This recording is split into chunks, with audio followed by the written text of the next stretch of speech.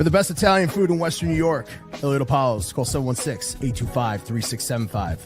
The Lardon Construction Group. Fubo TV, the official streaming service of Due Champions.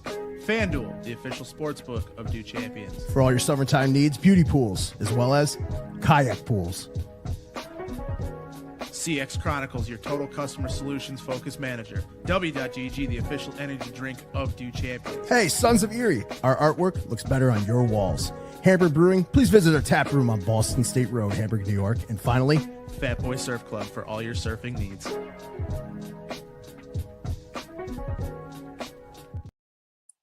All right, and welcome into another edition on this football-sided weekend to another edition of Hockey Hotline here Saturday morning, 10 a.m. I am your host, a very exhausted Matt Diegert.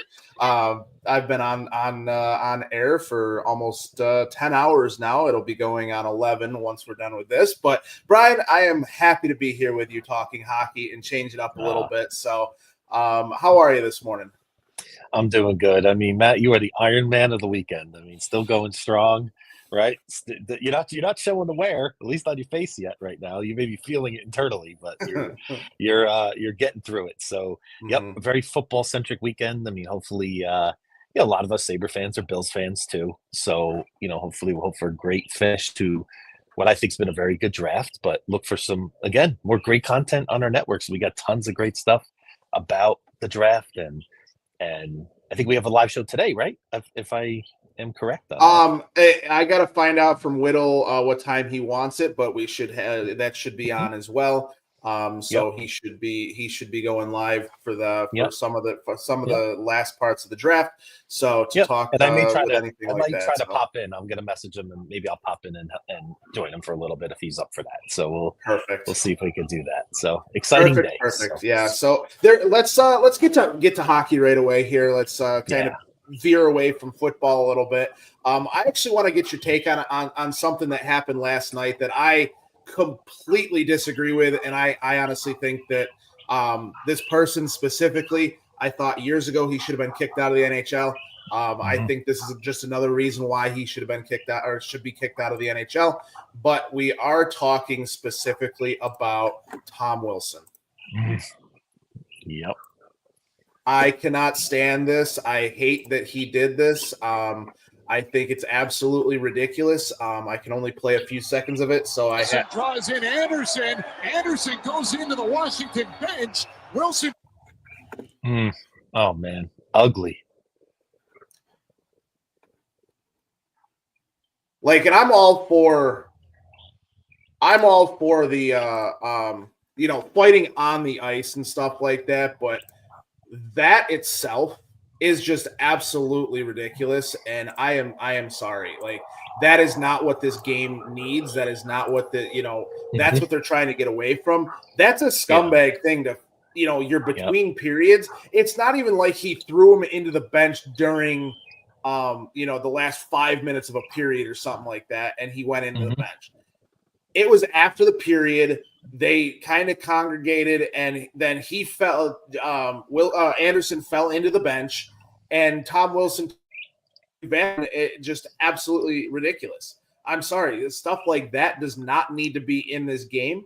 I'm all for going back a little ways, but not that far. That's 70s hockey. That's not. When I say go back, I want to go back to mid 90s, mid 2000s, mid 90s, that kind of era where it was, you stuck up for your guys, but not fought with the fans and went onto the bench and, jumped the glass. I mean, how do you feel about that?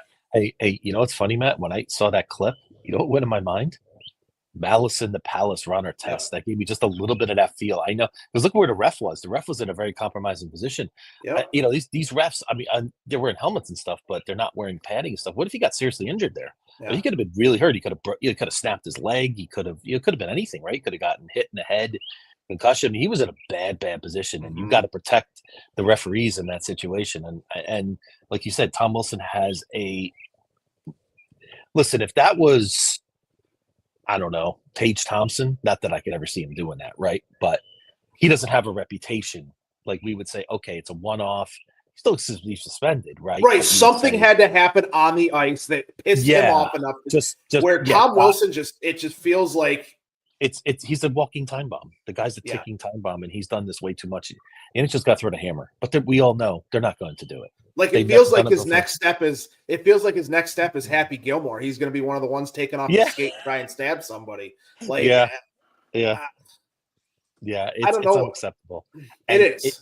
It frustrates me because he's a good player, and he's the kind of player that I've kind of wanted, not completely, not his shenanigans, but just the type of physicality and stuff he brings. He's the kind of player I like on the Sabres, but I wouldn't want him at all just because of this. What we saw last night, that's ugly. That's just and we always say, we want somebody like a Vaclav Barada or a Matthew Barnaby or give us Rob Ray back or anything like that. Those guys now, other than the fan jumping on the ice for Rob Ray, they never went on the bench and did anything. Like they never did any of that type of stuff. It was always on the rink. It was always on the ice. It was always protecting guys. And I'm sorry, like that. There's just no place in that for there's no place in hockey for that type of stuff. No, I understand it's playoffs, but and the NHL has to make a statement here. But it's going to be interesting because you have the number 1 seed in the East. You have the whole Alexander Ovechkin thing, which NHL's been eating up, right? Are they going to make an example of a team that they probably deep down inside want to make a big long run in the Stanley Cup playoffs, right? So that's going to be interesting to see how that plays out. And that could change the dynamic of that series and beyond. If he's out for 10 games or more, I mean, they are going to miss him for sure. So we'll certainly see how that manifests itself. But, it was a good win for the Canadiens last night. I mean, I still think they're going to lose. But, again, they're in a position that we thought the Sabres would be in right now, right? Maybe making the playoffs like this, maybe getting a win, maybe in a gentleman's sweep or something like that. But these are the experiences that you need to take to the next step. But I agree, Wilson's got to be – they have to throw the hammer down. Yeah, I mean, that needs to stop. That needs to end. Like, that stuff. And then to see him basically taunting the Montreal Canadiens on the bench afterwards. Yeah. Get the fuck out of here. Like, I'm sorry. Yeah. Like, I don't mean to swear, but like that stuff pisses me off. No, that's fine. Like, no, I'm with you. Yeah. That's not hockey. That's not what we want. We want people, that's Broad Street bully type shit. Yep. You want to sell physicality, right? Like Kiefer Sherwood, for example, in Vancouver, set the all-time record for hits by far. I mean, almost at 500, which is insane. I think the record was 393 or so. Like, those are the kind of things you want to sell, right? If physicality is an important part of it. But that is just that's flat out goonery. That's thuggery for other blacks and purposes. And we would say that, in other respects. Let's just call it what it is. I mean, that's a goon type move. It's just it's I don't want to say it's. I mean, it's not as bad as McSorley on Bashir, but years ago, for anybody that's old enough to remember that. But it has similar. Yeah, it's just that's very ugly. So I hope the league does the right thing, but I'm not holding my breath on that. So yeah, neither am I. I don't expect them to do the right thing at all. Tom Wilson should not see the ice for the rest of the playoffs, and probably be suspended for a lot of next year. I mean, at this point right now, you don't do that shit, and so. That let us know what you think in the comments about that, and we'll jump back into that if any of the comments are left here for us. But absolutely, I mean, let's kind of move on to the Sabres and stuff, the playoffs. Let's move on to the playoffs real quickly, and then we can make the rest of the show about the Sabres. So you have your I have this all pulled up here. Right now, you have the first round, Toronto Maple Leafs and the Ottawa Senators. Ottawa's, even though it's a 3-0 series, it's been a good series. Like, maybe not score-wise, but Ottawa has played better than I thought they would. They're down 3-0. I mean, other than the first game being 6-2, the other two games both went to overtime. The Leafs were able to pull it out. Unfortunately, we saw Dylan Cousins make a mistake at the blue line that gave Max Domi his goal, to make it a 3-0 series. But other than that, I mean, how do you feel about the Ottawa series, the Ottawa Toronto series so far?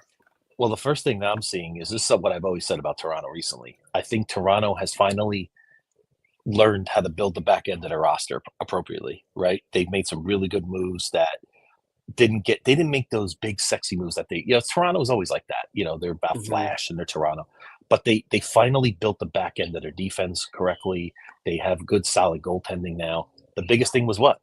Can the big three or big four step up in the playoffs, right? And so far you are seeing that. Marner has 6 points. Matthews has, a goal and 4 assists. Like Nylander has 4 points. Tavares has 4. So their big guns are coming through. And I always said if they do that, Toronto can beat anybody in hockey. They really could. I think now, do I think they're going to win the cup? No. I think sooner or later Florida may get them, or we'll see how that goes. But I think Toronto is as well prepared to break this hex that they have been in probably since 93, 94, when they probably should have beaten the Kings and gotten to the finals that year. But that it's been a long time for Toronto, but I think it's really just about that. I agree with you. Ottawa, again, they're just dipping their toes in the water, a little bit like Montreal, right? They're just getting in the playoffs. I did see a funny post from an Ottawa fan that made me chuckle a little bit. I'm starting to see what Buffalo fans saw in Dylan Cousins, and I just put my hands up and said, "We told you." Yeah. So no buybacks, no refunds, no exchanges. Enjoy them, and I still wish them well. I'm just saying it's good to be at least a little bit on a better end of that, right, Matt? Like we're always getting grilled on that, and all these players that have left the Sabres and have blown up after that. At least maybe with this one, that hasn't happened. So, but yeah, Toronto is Toronto's breaking through, and I got to give them credit. They're doing all the things that they got to do to win right now. Yeah. Like I said, I mean, this is probably my favorite. This is probably the best round of hockey. Like, yes, I get it. Stanley Cup is probably, but this is probably the most fun round of hockey in round one, because you see all these different games. You see, there's 16 teams in the playoffs. And so you're seeing basically however many games, and that they're all like, going at each other, and it's just the most fun part of hockey, and is the playoffs, and hopefully we can bring you some great content as to what we feel as though the Sabres will be able to do in the coming year to get over that hump and become one of these playoff teams. But moving on to Tampa and Florida. Very, very surprised that Tampa, getting shut out the other night, and then also losing 6-2 with Vasilevsky and that and everything. And it's just, I mean, it's crazy to me that they're sitting at 2 games to nothing right now. And it's almost like they're going to be the ones getting eliminated if they don't win one of these next couple of games here. And, because Florida leads the series 2-0. What do you feel about that series that's going on right now? Florida's an absolute bull. I mean, they really are. They're so difficult to play against. I don't think if the average fan doesn't understand how good Alexander Barkov is, then you got to watch. He's not. Barkov reminds me a little bit of Jokic in basketball. Like he doesn't get. He's a little bit quiet, unassuming, but man, he's a weapon. And Bobrovsky, we got to start talking about Bobrovsky for the Hall of Fame now. I know it seems, remember he was a bad contract. Everybody says, oh, he's terrible. Start looking at his numbers. Start looking at what he's stacking up now. And, Sergei Bobrovsky is one of the better goaltenders in the NHL. I mean, the hype here, I'm in Tampa now, was huge for this series, and it feels like a dud so far. I hope at least Tampa can get a couple games here, make it interesting. But I don't know if they come back to Tampa at this point. It's going to be just like last year. So a little disappointing that the Battle of Florida has been a little bit less than advertised. I mean, this was a series. There were 2 series I had circled. There's another one in the West we'll get to. But these are but we'll just see. I mean, Tampa's got to dig deep. I think Hagel's going to be suspended now. So he's going to be out. He's going to miss game 3. So that's a big loss for Tampa. But we'll see. But also Barkov is uncertain to play in game 3 as well. So that's another big factor. So that's kind of a win for the Lightning. So they just got to come out and get this game and see if they can make it a series again. Well, I have this pulled up here, and they ESPN saying the consensus pick is they still have the Lightning winning this series, which is crazy to me. But I picked them to win, and if you remember, we made our picks, and I picked Tampa to win it all. That was my pain point. That was my absolute pain point. Is I could be a complete dud on that or a complete genius. I figured if they could get past that series, they'll beat Toronto, they'll beat Washington or the Devils, who I still had as an upset against Carolina. I still believe in them, by the way. Huge win for the Devils last night, by the way. But that's what I saw. So this was the inflection point. But unfortunately, it may look like it's going to be a dud, Matt. Did you have Florida winning that series? I have your bracket right here. You have Toronto winning, Tampa winning, the Capitals winning, and the Devils winning. Yeah, the Devils was my another big plead point too. But I was going, and I still believe in them. I still think the Devils had a bad game one. They played really well in game two. They should have won that game. And last night was a great game. Nemec with a huge goal, the second overall pick. So we'll see if New Jersey if they can get game 4. We'll see how Carolina handles the pressure of that going back to Carolina in game 5. Speaking of, hey, ducks fly together. Yeah. Speaking of the original Mighty Ducks, I hear the ducks in the background. No big deal, but I thought that was fun. I thought that was funny. But no, and then we talked to myself personally. I had Toronto winning, Florida winning, Washington winning, and Carolina winning. So, but to move on real quickly, we have Washington and Montreal. We touched on that a little bit. I mean, that's pretty much a done series at this point. I think Washington is way too much for Montreal. I'm glad to see Montreal. I'm glad to see Montreal get one win. You never know after how they're feeling after that stupid fight on the bench. That like if Tom Wilson just cost the Capitals that because now Montreal is going to come out flying with all the momentum in the world, who knows? Who knows what can happen? It's the playoffs, and that's what the great thing about playoffs is. So it is. It is. So I'm at a point, just I want to see drama, right? I want 5, 6, 7 game series to help sell the sport better. So like that's why I'm a little disappointed in the Battle of Ontario. In that case, I'm not really rooting for either team. I really can't stand either team. So for me, it's just one of those root canal or tooth extraction. Take your pick, right? I mean, they both hurt. Yeah. So we just gotta, as a Sabre fan, it's just whatever. So, but yeah, it is what it is. That is correct, and just want to touch on Carolina, New Jersey, real quickly because you already kind of went through your with that. You have New Jersey winning that series, but Carolina currently leads it 2-1. But again, you never know. I mean, it took 2 overtimes for the Devils to win this the last game. So I mean, you never know if they can win another one in New Jersey. Who's to say that they can't take another couple of games here? So, absolutely. But it's all about this next game. Yeah, it's but Carolina's just so tough at home. That's the real thing. But I was just thinking if they could just get one, if Devils could just get this back to 2-2 and just steal one of those next 3 games, they because I don't think they're gonna lose at home. But we'll see how that goes. Yeah. Next one is a Winnipeg St. Louis series that is 2-1 right now. The Blues just destroyed the Winnipeg Jets the other night, 7-2. But the other 2 games were very, very close as far as that goes. I have Winnipeg winning that series, and so do you. Yep. I picked it as a 5. I picked it as 5. I think I can envision Winnipeg having a strong game in game 4.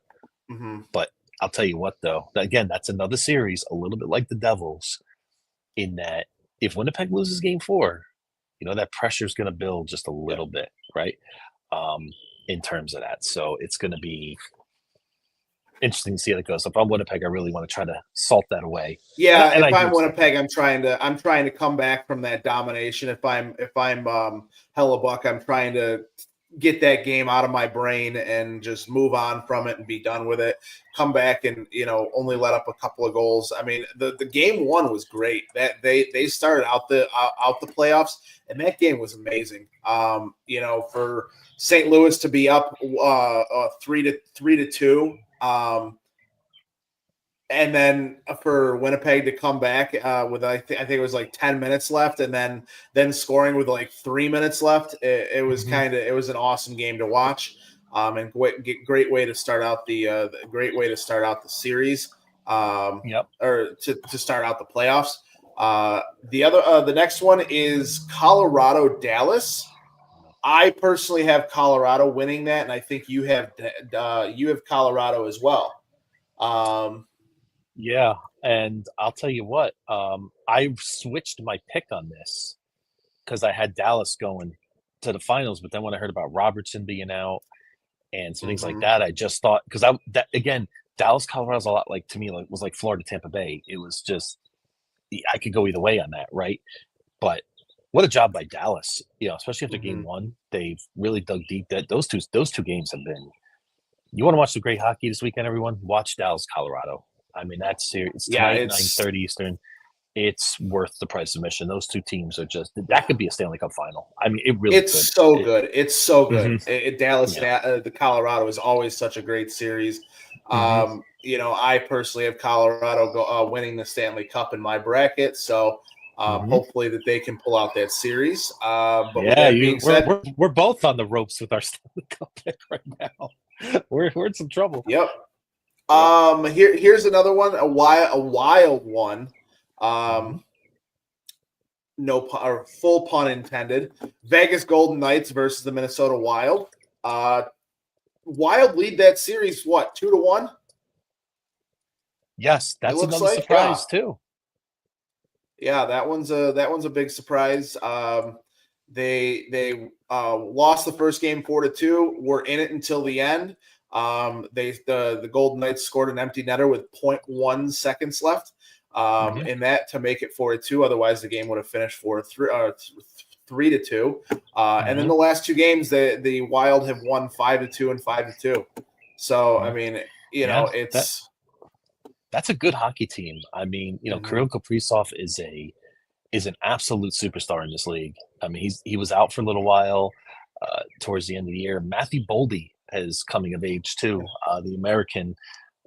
So he's having an excellent series. So, and listen, if Philip Gustafsson is on his game, and he's an underrated goalie in this league. We'll see. I mean, Jack Eichels had 0 points in this game, -5. He has not been good, and that's something they're going to have to get more out of him, like he was playing the previous years. When he won the Stanley Cup, where he was playing really well. So they got to find a way to get back on. I'm a little surprised at that one. That's probably the most surprising one. That's the most surprising one in the NHL this year is the Wild beating the Vegas Golden Knights. I mean, because their wild card won against the Pacific 1 division. So I mean, it's just really it's really. If I were just to inject a little betting, because we have betting shows here on Do Champions, I would be putting Vegas in any parlay today. I would definitely put them in there. I do expect them to tie the series at 2. I would do a Vegas Colorado parlay. I know it's probably a little bit on favorites on both ends, but I think that's a good opportunity to cash in on two teams that probably will tie their series at 2. And that's what I'm really hoping for, because they'll make for better hockey. Well, let's talk about the next series here real quickly while I look at the odds for this. What do you feel about the Edmonton series? I have Edmonton winning that series still, but I think you have the Kings, right? I do. I mean, the Kings are such, Kings, they had the best home record in the NHL that nobody talks about, right? They were an absolute monster at home. And I love what I'm seeing from the second overall pick, Quentin Byfield. He is starting to come of age. Adrian Kempe's the most underrated forward in the NHL, and it's not close. Nobody knows about him. He's a great player. Fiala, Drew Doughty's back, and I think the Kings have the ingredients to go on a really surprise run in this league, for sure. So yeah. So if you just play those two, the Vegas Golden Knights and the Colorado Avalanche, it is plus 156. If you bet $100, you win 156. Okay, So there you go. Right. That's nice Yeah, little quick bet slip for you from us here at Hockey Hotline.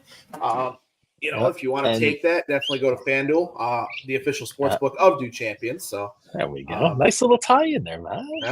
After 8 hours of all these podcasts, you're on your game. You see, gotta be right. Oh yeah. So let's kind of transition it here. Now we want the Sabres to be in. We want the Sabres to be in the playoffs next year.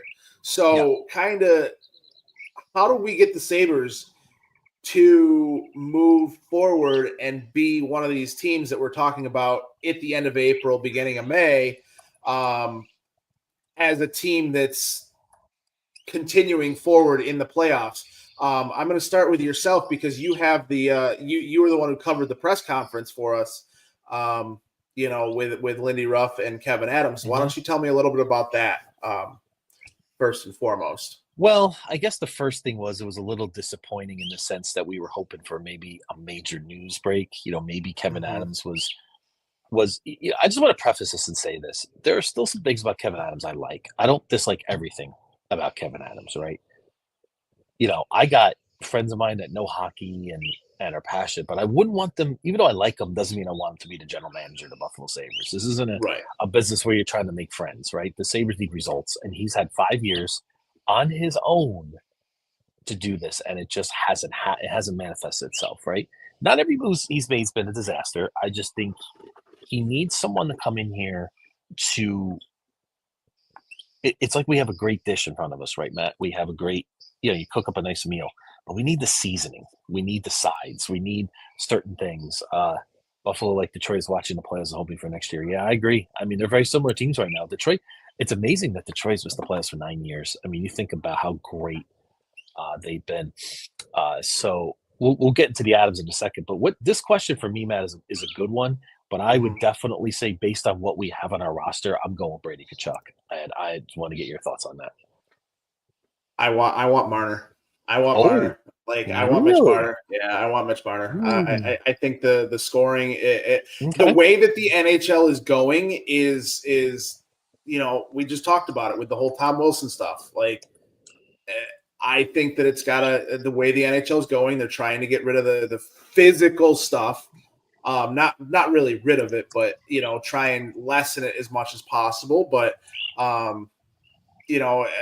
I think scoring is more important than what Brady Tkachuk does, and I think Marner does it on a better level than what Tkachuk does. So, I think so far Marner is showing that in the playoffs, right? We discussed that. Well, on top of that too, you're not giving up anything for Marner either, other than money. Okay, that context, I would say yes. In that case, I do agree. I just love what Tkachuk brings to the table for. I said, I do too. Yeah. But I mean, at this point right now, if I'm gonna, if you're if you're literally saying all you're giving up, that's true too. That's absolutely true. I'm just trying to answer the question, but it's a good question. If you want to sit there and talk about them both on a non-rostered team, they're both free agents, I'm probably going after Brady Tkachuk, honestly. Yeah. But as everything sits right now, and if the person who asked the question wanted to give more context, saying right now, or who would you rather on this team? If I was taking everything out of it, it's going to be Tkachuk. But if you add in that he's still on the Ottawa Senators, he's still, the only thing you have to give up for Mitch Marner is money, salary cap space. I'm taking Mitch Marner all day long. I'm not trading additional assets to bring in a Brady Tkachuk, especially when, honestly though, if they want to, if all they want is our first round pick, sure, take them. Take the first round pick. You're not going to get anything better than Brady Tkachuk in the first round anyways. So but at this point right now, you don't want to give up assets to be, to move forward. And we'll get into that in a little bit, but let's get back to the press conference here from Lindy Ruff and Kevin Adams. Lindy didn't really talk a lot. I mean, I watched most of the press conference, but a lot of the questions were directed towards Kevin Adams and what he's going to do. We know that he's from Elliot Friedman. He's going to be meeting with Terry Pegula. The meeting happened yesterday or Monday. So we'll definitely see how that happens, see when that happens, if there's any news out of that. Because we know Terry can change on a dime. Like, that's the one thing that, he can change his mind on a dime, and, Kevin Adams could say the wrong thing and he could be out. It's just how things work. For Terry Pegula, he's very off the cuff person. I don't know him personally, but just from what I've heard, he's a very off the cuff person, and he makes quick decisions sometimes. So as far as the press conference go, what did you hear from Kevin Adams? I mean, we didn't hear any more palm trees and taxes, right? No, there was none of that going on. A lot of, his famous things. That's interesting. He loves to talk about that, right? I mean, there were some things about, like, they pressed him on the Jacob Bryson extension. He talks about how he's a nice guy and he doesn't kind of upset the Apple bunch or something. I'm using that as a term. I wasn't crazy about that personally. I mean, that's not a reason to extend a player like this. And I thought that was I did not like that decision. And I say that because we got some guys in Rochester that can come up quite well and fit that role much better for what we need to do. Right. And it sounds like to me, I wouldn't expect, and I'm going to disappoint you on this, Matt, I would not expect a Mitch Marner move from this team just because we have RFAs that need to be signed, talking about, the cap, and it dries up really quick, and we're going to have a lot of decisions to make here. It was a vintage Adams press conference, right? It wasn't, it feels, it doesn't get, he doesn't hit those notes that this franchise feels right now. The fans feel, you know what I mean? Like, I feel like he just doesn't dig deep enough for me. And I get not that. enough of, and Lindy, I sense between Lindy and Adams, I don't know if there's a problem. I just sense that Lindy might not always agree with Adams on everything eye to eye. And again, it's because he wasn't able to hire his own assistants, right? Maybe that's something that still irks him a little bit in that sense, but that's what I got out of it for the most part. And I still think, Adams just needs help. I mean, again, I'm not saying the guy can't do some good things in this organization. It's just obvious he's just not capable of being the sole decision maker here. And to go to Terry Pegula, there's some, and we're going to get into some guys that are floating out there that could be that either advisor or assistant, someone to come in and just help him along the way and take a good hard look at this organization and say, hey, Kevin, you need to change this, and this. Light bulb goes off, and then voila, things start flowing together. So, well, and my whole thing with Mitch Marner is it's not necessarily you have to bring him in, because the Leafs still have a chance to re-sign him. Let's be serious; they could re-sign him, and the Sabres have no chance or anything. But all I'm asking is them to be involved in the negotiations, be one of those final teams. If he doesn't choose, it's fine. I get it. We're not, we're kind of regressing a little bit here. And, we went from having 91 points a couple years ago to having being 12 points behind the Montreal Canadiens at 79 points this year. I mean, it's just, I don't know what to say. Honestly, if they do run this roster back exactly how it is, Adams needs to be fired immediately. Like, yes. I'm sorry. This roster needs to be, and it's not because I know that he talked about having the, trading away some of the core, or, making decisions based on what core is here or anything like that. I don't want to see like big overall changes, but there's things that you have to do to add to this team to continue to move forward. I didn't like the fact that they had all the confidence in the world in UPL. Like, I don't know where that confidence is coming from, because he can't stop a puck. Like, I'm sorry, 887 is not stopping a puck. Like, no. I get it. Go ahead. Oh, you just triggered me on what I remember from the press conference too. When you heard about what he said about UPL, I want to know what your reaction was. Was it similar to? Was it almost similar to Whittle when he made the first round pick? No, it wasn't that bad. No, nothing like that. No. I turned the press conference off at that point. I was done with it, because, like I said, like, you can't sit there and say, sit up there and say, oh, I have all the confidence in the world, blah, blah, blah, blah, blah, and then talk behind closed doors and be like, answer the fucking question honestly, and just however, like, because we say, like, I know hockey is this big secret behind whatever. You don't give up injury stuff, and you don't give up. Stop that. Like, it should not. I don't care. Like, if you want to keep certain things a secret, fine, but be honest with your fans that you've been in a playoff drought with for 14 years. Mm-hmm. Yes, you've only been in that playoff drought for 5 years, going on now 6. If something doesn't happen next year and you run the same damn roster back and you don't make any changes and you continue to go out there and put UPL out there in a bad position, because I get it. Some of it is the defense, but also a goaltender that is one-on-one and seeing the puck clearly should not be giving up goals. Yep. As easily as he does. And it comes down to it. And I think that was the last straw for me in that press conference.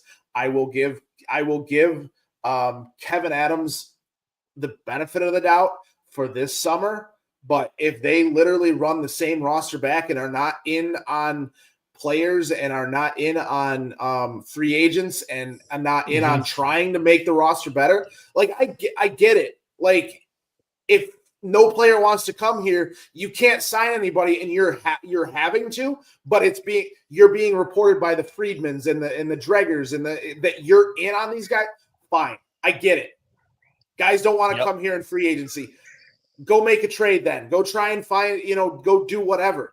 Like, and you still can't make the roster because, fine, I get it. Then you have to run it back with exactly what you do. But go out and get a better goaltender. Go out and trade UPL for, somebody else like a Thatcher Demko, or go out and trade UPL and sign an Aiden Hill, or whatever the case may be. Go use the restricted free agency and go sign Ottinger to a poison pilled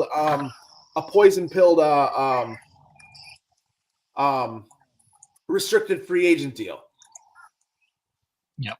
No, listen, I think the path may be trades. I think the Sabres have the assets. They obviously do have some RFA decisions that are going to be very critical. And not to tie us into the Bills, but I was thinking about the Hairston pick, right?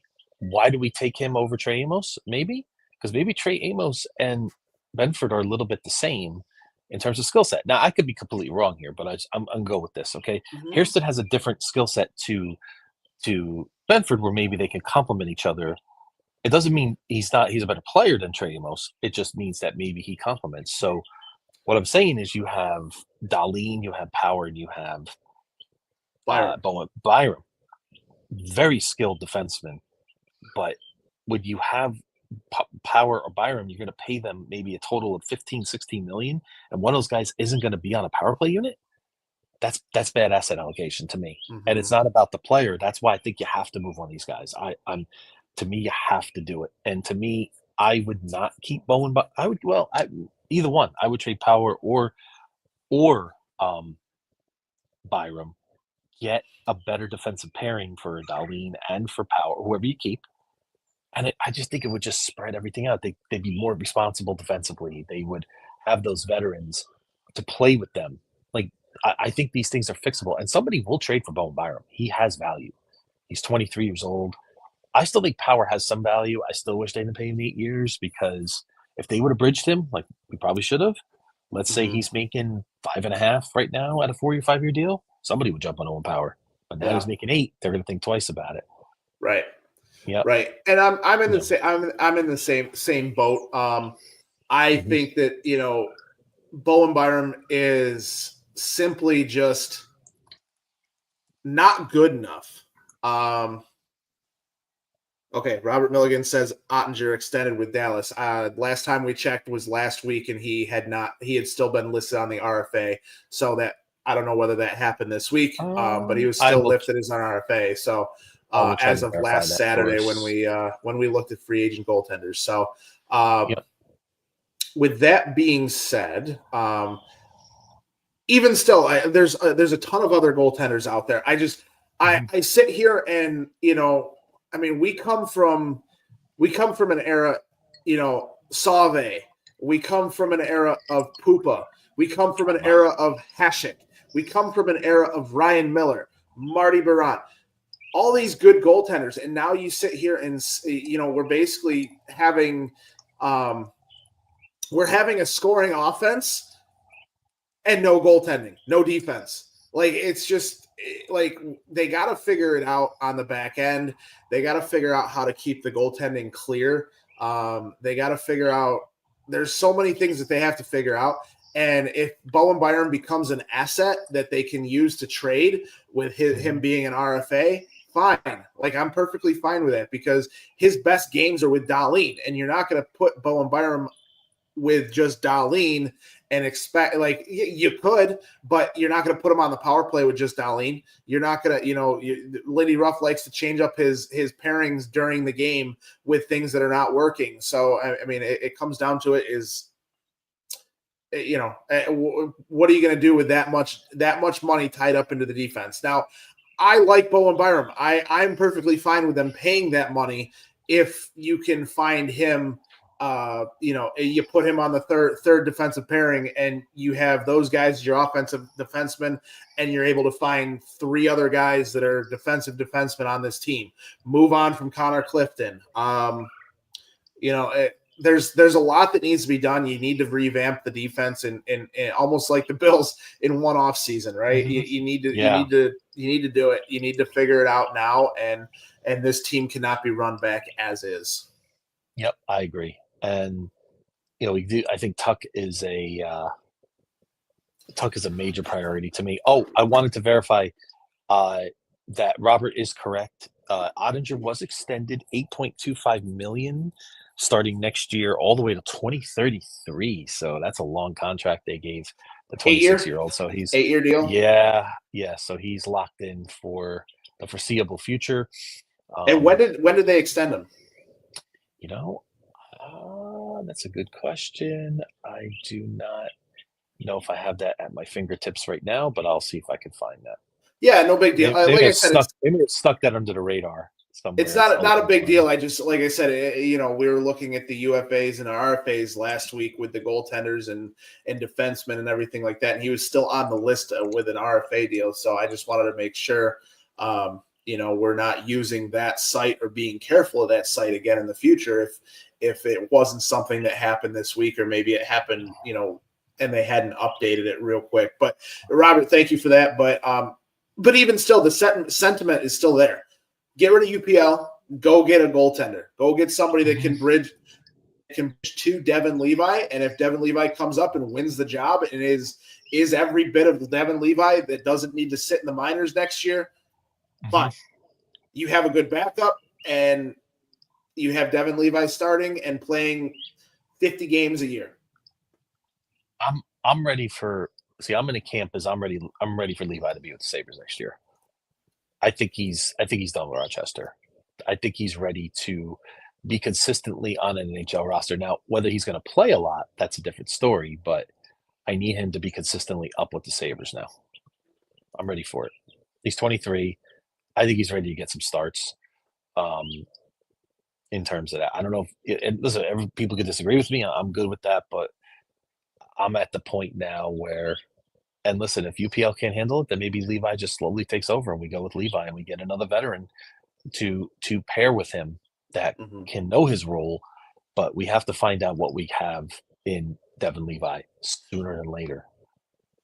Yeah, in and my I opinion. I agree with you to a point, but like it comes down to it. If he's not going to get the game time that he needs to kind of develop into the NHL, then I think you have to let him be in Rochester and be okay with it, because you need that. He needs that development. He needs to continue playing, and these extra games now, with being in the playoffs for the Americans, are going to be a good thing for him. And like I said, if he comes out next year and comes into camp and wins the job away from UPL, or you trade UPL and he wins the job from the guy you bring in, fine, let him be here. But I think that he needs to be in a spot where he is being called up and playing consistently in Rochester. So if they need him, they call him up, and then he goes back to Rochester and continues to play consistently down there. So that's where I'm at with the goaltending and everything, because it does need to be improved. Absolutely. And I just think the thing is with goalies, it's such a goalies. There's such an inexact science, right, Matt? Like UC Saros is one of the better goalies in the world the last 7 or 8 years, right? Would you agree?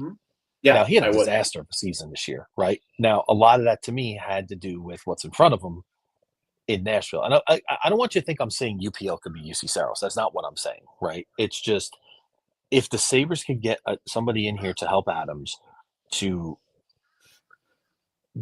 again, work on the seasoning, dot the I's, cross the T's with the defensive system that we have that could best help Lindy Ruff run the system he wants, with bringing Devin Levi into that better situation that we have now, where he has that structured. You have veterans on defense that understand what they got to do to help their goaltender out, right? It will ease him into the NHL, and I think Devin Levi can then start to show you what we thought he could be when he first came up with that 6 out of 7 stretch when he came up a few years ago. That's what I think. It's all kind of intertwined. Like, if you're telling me it's just going to be Kevin Adams where he does nothing, then no, I want Devin Levi back in Rochester. Yeah. Well, and Because that's where I'm at too, is as the roster sits right now, I want Devin Levi in Rochester.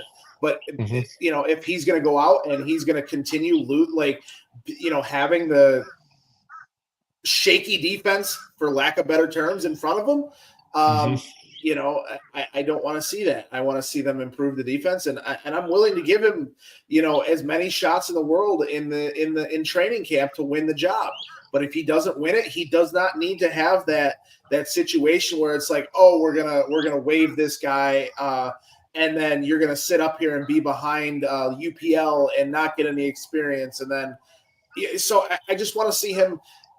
They need to have a plan for him. They need to have a plan for goaltending and just execute it to the highest level. And I hope to hear whatever moving forward. And I don't like I don't like the fact that Kevin Adams has all the confidence in the world in UPL. Why do you have all the confidence in the world in UPL? Just because he said he's going to be better? Just because actions speak louder than words. You've been a horrible goaltender most of your career so far. You had a good 3 months. Sorry. Like, at this point, I can't take your word for things. Like, I can't take your word that you're going to improve. Go find me another goaltender. I'd be done with him at this point right now. You've given him enough time. You basically got rid of Linus Ullmark for him because you thought you had something in UPL. You could have signed Linus Ullmark to whatever deal you wanted to, and you chose to go with UPL and chose with the youth movement. So that was a mistake there. And moving forward, you're gonna have to move on from UPL at this point and be done. Like, I'm sorry, make that decision and be done.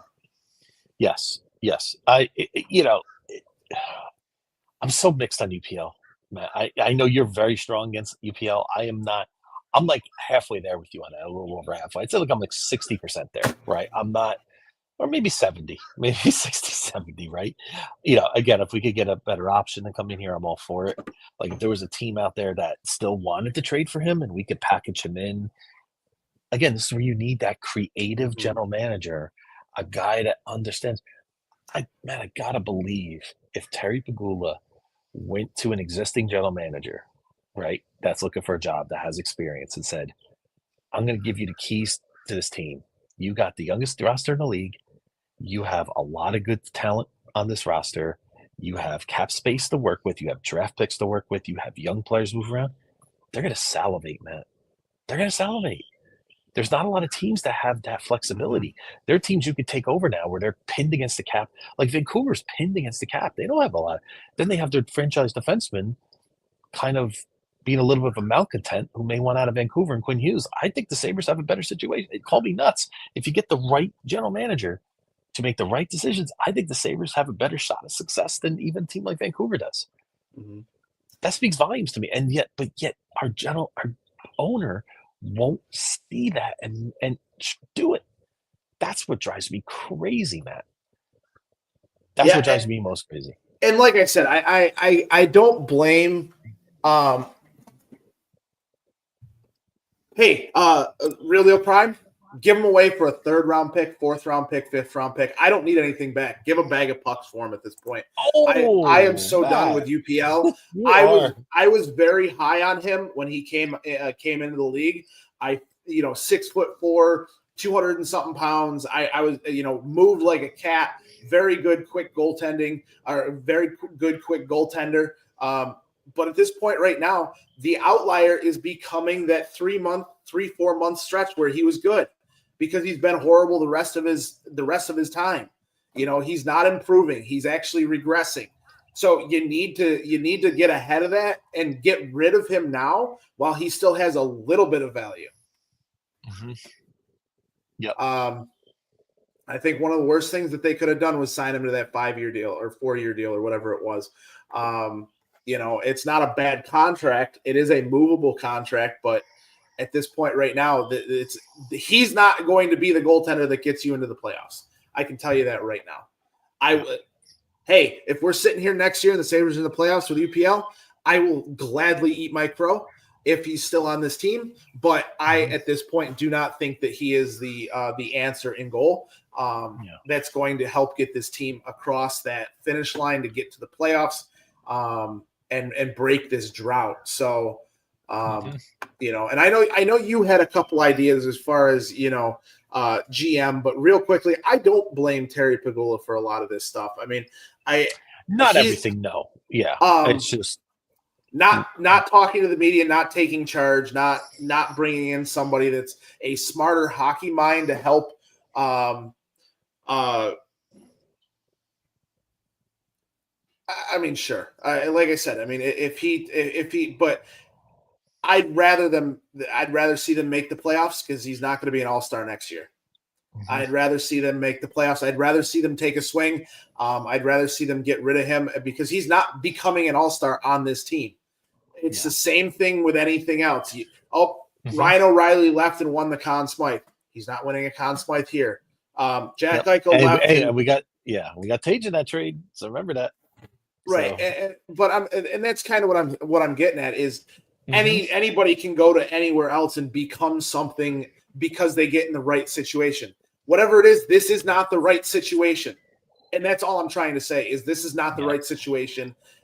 Whether it be a mental thing, whether it be whatever, and if he goes and becomes what Linus Ullmark did, great. I was happy for Linus. He went to Boston and became one of the better goaltenders in the league. He's in Ottawa now, being a playoff goaltender there. I mean, I can't say one way or the other, but at this point right now, this is not the best situation for having a goaltender trying to basically break whatever mental stress he has on him to become an all-star goaltender. It's why you trade. It's why you make trades. It's why you traded a Dylan Cousins for a Josh Norris and a JVD. It's why you make other different types of trades. And players become things all the time. Like, we can't stop that from happening. We can't, we can complain about it. We can kick ourselves in the butt. But depending on what you bring in for him, depending on what you know, and I don't mean by trade. I mean, if you're replacing UPL with James Reimer, okay, I get it. You know, be a little upset about that. But if you're replacing him with one of these other, you know, free agents, whether it be an Aiden Hill, whether it be a, you know, whatever, that's you know, I'm you know, the UPL stuff, I'm done with him personally. You know, I know the Sabres aren't, but I don't want to see them. And here's the other thing about it too, is I don't want Kevin Adams to sit there and be like, oh, I have the confidence in the world. And then it goes through another season. And now you lost your job. Are you really ready to pin your confidence on UPL in net, stopping pucks because he said he's confident? He said he's confident he's going to turn it around. Are you really going to not do anything because your goaltender says that? Yeah. So, I mean, that's kind of where I'm at with it right now. So who do you have that you think would help Kevin Adams in a way? I want to get off the UPL topic. Well, you know, listen, there is a report. Ellie Freeman dropped an interesting nugget this week on his 32 thoughts. Mm-hmm. Lou Lamoriello was not retained by the New York Islanders. Lou Lamoriello is a guy that I could tell you personally I worked for him for 6 months as an intern with the New Jersey Devils. I've talked to him in the break room many times. I've dealt with him. He is a very detailed and structured general manager. He's very disciplined on, even in the office, like you had to dress a certain way, you had to be a certain way. You know, he's a guy you didn't mess with on game days. Like, he was great during the off days, but you didn't mess with on game days. It was all business for Lou, right? Mm-hmm. That's just the kind of guy he is. He's a Hall of Fame general manager. It's been a while though. He's 82 years old, but he's a young 82. He's very sharp. He's very, you know, he's not your typical. Now, I know they said I wonder if the Buffalo Sabres would call Lou Lamoriello to see if he wants to come in. Mm-hmm. And it doesn't necessarily have to be as a full-fledged general manager. It could be an advisory role where you bring in a guy with 3 Stanley Cups, with lots of experience with different organizations, to come in and say, hey, Kevin, I think you have this. I think you have this. Let me help you kind of reorg this organization. Beggars can't be choosers. We say that all the time, right? I would not completely object to it. I know it seems, you know, the optics are going to be bad. Oh, he's old. It doesn't, listen, it's not always about that, right? You know, with the Islanders, listen, they've faded the last couple of years, but that team was in the conference finals about 4 or 5 years ago twice. I mean, they were not bad, right? I wonder if that would be a good idea. Or maybe a Ken Holland, right? Ken Holland's old GM, or maybe Rick Dudley. Like, we got to reach out to some of these people. And you know, these qualified guys to see if they would come in, even if Lou just came in as a special advisor, right? Where he just another voice, that a trusted source, right? I don't object to it, Matt. And if Kevin still has some power, that's great. But see, that's what good leaders do, right? I work for a boss like that, where she empowers our team, and you know, and we get the best out of our organization. That's why we're humming along, right? It's not. Kevin's gonna understand. It doesn't mean he's not smart or he doesn't know what he's doing. It's more, I'll trust him more. I'll respect him more if he says, "Hey, I've been here 5 years. I want some help. I want more people in my head to maybe disagree with me, right? And then maybe we come to a good solution." How do you feel about that, Matt? I've never been a fan of Lou Lamoriello, just from a hockey standpoint. I mean, you know, he's the one that, you know, implemented the trap. Hated it. But they always had good teams. New Jersey always had good teams. You know, whether it be with Bobby Holik, you know, I almost said Kevin Stevens. I meant Scott Stevens, Niedermeyer. You know, you know, he always builds good teams. So if he comes in a special, like, consultant role, I think I'd be okay with it. I don't want him having power over this team at 82 years old. Not that you know, age is really a difference, but I wouldn't want to see Lou Lamoriello taking on the GM and trying to turn this team around. So if you were to bring him in as just another guy that Kevin Adams could bounce stuff off of, I'm perfectly fine with that. Like that's okay as long as he doesn't have the power to veto a trade, or as long as he doesn't have the ability to make a trade, or have input on a trade or anything other than Kevin Adams bouncing ideas off of him. I'm perfectly fine with that. And as far as Ken Holland goes, if you're going to put him into a place, it's got to be president of hockey ops.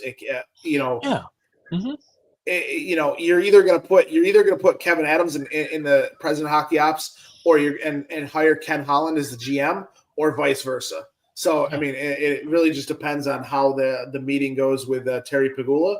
And honestly, I hope that they fire every single one of the staff members on the coaching staff, minus Lindy Ruff, and let him actually pick his own guys, because this team on the ice needs to reflect what he wants on the ice, not let's figure it out 4 months into the season. Now we've gone through a 13-game losing streak. Now we've done all this, and now the season's already over. Like, now we're starting to figure it out. 10 games left.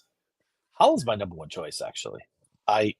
He's 69 years old. He was with the Oilers from 2019 to 2024, so he's been in the game. The Oilers he really helped come in there, and I think kind of fine-tune the Oilers into where they needed to be. Right, they always had the two superstars. Remember, they were failing early in the playoffs, and they weren't making the playoffs with Draisaitl and McDavid. He came in, and with Detroit, he was great. Obviously, we know that for a long time. He was fading at the end, but Detroit was fading as a team as well. But I just feel like he's the guy that he imagine him as the president, right? Doing these press conferences. Like, I just think it would sound so much different with the Sabres right now. It would be great. So I would love to see that. You give Kevin a better job, then I'm okay with it. He loves Buffalo. I'm good with it. It's fine. But put him in a better position. President of hockey ops as far as Kevin Adams goes, and bring in Ken Holland as the GM. I'm perfectly fine with that. I think that might be like a very good way to go. But at this point, just do something to end the drought. That's all I care about at this point. I'm so just over the sitting here having to watch. Like, I want my heart broken. Like, I want to live and die with the Buffalo Sabres, in the playoffs. You know what you want again, Matt? You want to wake up and know that Jay McKee had a staph infection and Jeff Gilson's got to play in Game 7, even if you still want that feeling. Yes. Right? That is the exact feeling that I want back. That's some fans don't understand. Like, I'd rather just not. There's some fan out there that rather. They told me, I had a buddy of mine who told me years ago, I would rather miss the playoffs than see my team lose a Super Bowl 4 years in a row. And I said, can I tell you the truth? Why are you watching sports? Right. Why? What are you doing it for? Like, if that's your mindset, then just watch the last minute of every game, of every Super Bowl or every championship. Like, that's all you're going to care about, right? So why the journey? Look what we've gone through with remember those Sabre teams, mid-2000s, we talk about all the time. When you think about that, the Goo Goo Doll song, the video, Better Days, right? The city was buzzing, the parties in the plaza, those great teams. Yeah, we fell short. But didn't you love Sabre hockey then? I love being pissed off at the Ottawa Senators, losing Ray Emery, rest in peace. But yes, Ray Emery, fighting with, doing this and that. Like, I love hating Brett Hull for losing in the Stanley Cup with the foot in the crease. Like, I'm sorry. Yes. That's what playoff hockey is all about. Things that happen that you can't change. Like, as much as we hate it, as much as we feel like, we got screwed out of it as fans from Buffalo and everything like that. But I want to be there again. I want to be at a play game, be at the party in the plaza. I want to, be able to. I want to be the team I want to be the person that comes home and turns my team on. That, is just like, just enjoys watching playoff hockey with my team in there. I don't know. You want to enjoy the journey. I mean, championships are important, right? Exactly. Ladies and gentlemen, student has entered the building. So I know the Sabres make us feel that way, student, but that's what we want. Again, just the pulse. We want my dad always says this. He said the Sabres need that. It's a weird take. He's not a big hockey fan, right? But he always says the Sabres need that heartbeat again, because that's what identifies the region. That's what identifies Buffalo, right? Mm-hmm. Those old lunch pail teams, the one that went to work and worked hard and really got the fans. Why do you think we love this Bills team so much? Good guys. I mean, they win, obviously, right? But just the way they conduct themselves, you know what I mean? Just being and just we're a global team now, the Bills. It's crazy. That's because of what they did. So, but anyway. So student says, no, I don't know how you feel. Okay, so please elaborate, student. I want to know what's going on there. So we're here for you. This is an open therapy session. We are here for you, as we get less than an hour for the draft today. So again, I want to pivot real quick here, Matt, and I want to give a shout out to Ace Space and Real Deal Prime as always, and to Robert Milligan and some others. We had some new faces in here today. Please like and subscribe. And Jordan Elka, right in the beginning, please like and subscribe to our podcast at Due Champions, because we're going to have more Sabre content coming up as we get closer and closer to the off season, which has sadly become my favorite part of the season for the last several years, but I digress. Yeah. So I don't know. I mean, I want to thank everybody for watching us the past couple of days. As we get along here. Wait, I gotta bring this comment up here. Think of the trivialness of the JLGP call up. Are you referring to Jean-Luc Grandpierre? Yep. Yes. By the way, do you know he's on TV for the Columbus Blue Jackets now on television? He does like their pregame stuff. Yep. Yeah. I love the Jean-Luc Grandpierre. Yes, that's a great name for him. Do you ever play that game called what is it called? Where you have, it's not Connections or Wordle, but it's like a sports kind of connections, like a grid, something like that, something like Grid for hockey. Oh, Immaculate Grid. Yep. Immaculate Grid. Yep. If anybody hasn't played that, it's pretty great. Like you got to name a player from who played for maybe the Sabres or the Blue Jackets. Right. Like yeah, exactly. Yep. And it kind of goes through it. You select, they have 3 teams on the top and then 3 things on the side, and each one matches up with something, and it's pretty fun. And they do one a day. So Jean-Luc Grandpierre was one of mine for when it got to the Sabres Blue Jackets one time. Hey Brian, yes. You forgot to send me my link today. Oh, all right. Let me get on that. Because we gotta run it. We gotta run it our 5 times before we get out of here. So I'm slipping to my old age here. So that's all right. That's all right. I am too. I am too. It also doesn't help that. Well, you have 30 hours of this week under your belt. So for pods, so you're off the hook. You're off the hook today. You're good. You got to read that comment. Oh.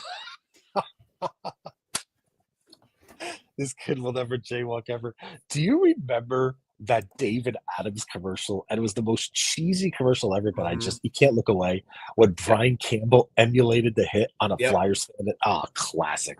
That's a video we got to find. I remember that back. And the best part is the Sabres jersey had no logo on it. It just had 51 for it was awesome. Yeah, because David Adams. Is that place still open? David Adams? It is.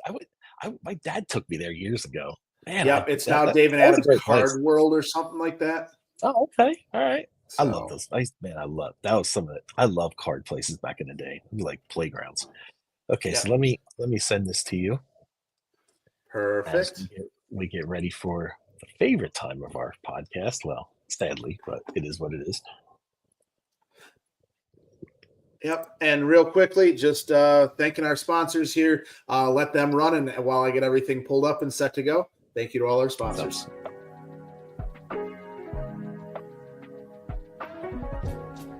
For the best Italian food in Western New York, Elliot Apollo's, call 716-825-3675. The Lardon Construction Group. Fubo TV, the official streaming service of Due Champions. FanDuel, the official sportsbook of Due Champions. For all your summertime needs, beauty pools, as well as kayak pools. CX Chronicles, your total customer solutions focused manager. W.GG, the official energy drink of Due Champions. Hey, Sons of Erie, our artwork looks better on your walls. Hamburg Brewing, please visit our tap room on Boston State Road, Hamburg, New York. And finally, Fat Boy Surf Club for all your surfing needs.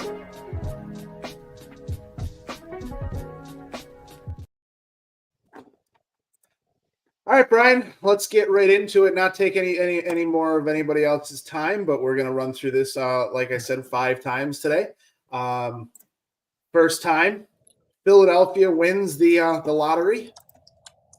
Then we got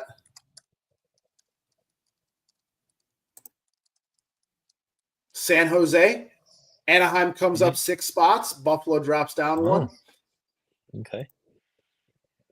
San Jose wins the lottery again. Wow. Calgary in this one comes up 10 spots to number 6. That's crazy. We don't want that. No. Philadelphia up 2 spots. San Jose wins it again. And we got one more run here. The Sabres have stuck at 7 and gone to 8 multiple different times. So again, Sabres drop down 1. Anaheim drops up 7 spots. So with that being said, definitely California teams dominate the day today. So that's what we're kind of looking at. So definitely with that being said, I do want to thank everybody in the comments. I want to thank everybody that's watched us this weekend on our football coverage here on Hockey Hotline this morning. Definitely stay with Due Champions here right after we're done. For at Whittle 2K, he's going to be coming on with his draft coverage as soon as the draft restarts here for round 4 through 7. So definitely be watching out for that when he's going to be going live. And for all of our other great shows, check us out tonight. Third and Manageable, myself and Student will be back tonight. And then Buffalo Blueprint Sunday, Coast to Coast on Wednesdays. Chasing Data now moved to Fridays, and then watch Friday Night Lights with the Streaming with Pat Bruckness. So love that name. Definitely enjoy the time. And thank you to everybody who's watching us. Definitely trade that pick at number 7 or 8. And that's the last thing I'll leave with you guys. And Brian, I definitely want to thank you for always joining this ride with me. And as always, good to be seen, everyone. Thank you, everyone, and go Sabres. And enjoy the rest of the draft today, fellow Bills fans.